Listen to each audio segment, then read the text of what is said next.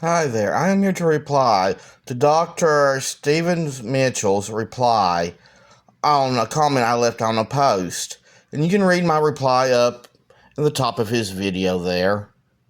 Then you can surmise from that what I was saying on there. And the point he's making in this video, which I don't know how you can come up with this point, that because woman was made after man, then man is subservient to woman. That man should submit to woman. Man's role is to be the servant of the woman. If follow that logic to the end of its trail, God created Adam, because the word says that man does not come from woman, but woman comes from man. That man was not made for woman, but woman was made for man. Keep that in mind. Now, let's go back. The Bible says, following his logic here, the Bible says that Eve was made from Adam. And what he's saying is that makes her superior to Adam. That makes Adam subservient to her. Now, following that logic, since Eve came from Adam and children come from the woman, that makes the woman subservient to the children. That makes her the children's slave. That means the children have authority over the mother. The mother has authority over the father. Now let's switch this up again and go with throughout this logic and take it to a logical conclusion. Christ, the husband of the churches by his summation is that Christ is to serve the churches, not the churches serve Christ, because Christ is the husband of the churches. Okay, now let's go back to the Old Testament here. The Old Testament says over and over that God is married to both Judah and Israel. That God is their husband. So that means, by his summation, that God's role is to purely serve Israel and Judah, that he is subservient to us, or is subservient to them. Which means if he's subservient to them, then we should be worshiping them.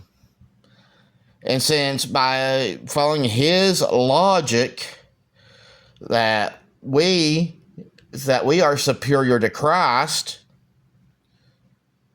because Christ is the husband of the churches, that Christ's sole role is to serve the churches, not to rule them, not to tell us what we can and can't do.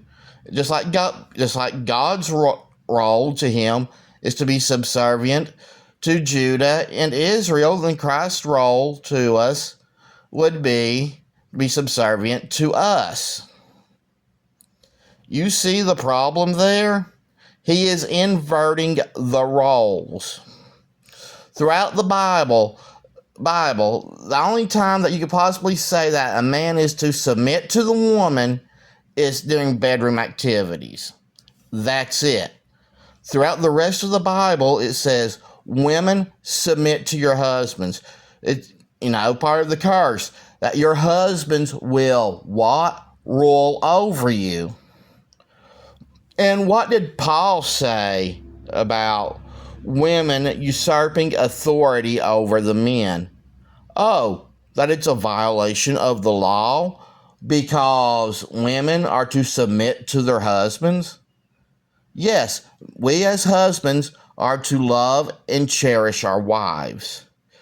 But that does not mean that we bend down and kiss their butts and become their slaves. No.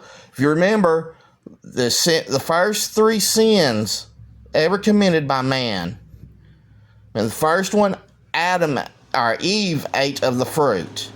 The second sin, Adam submitted to Eve and then ate the fruit like she wanted him to. So those are the first three sins.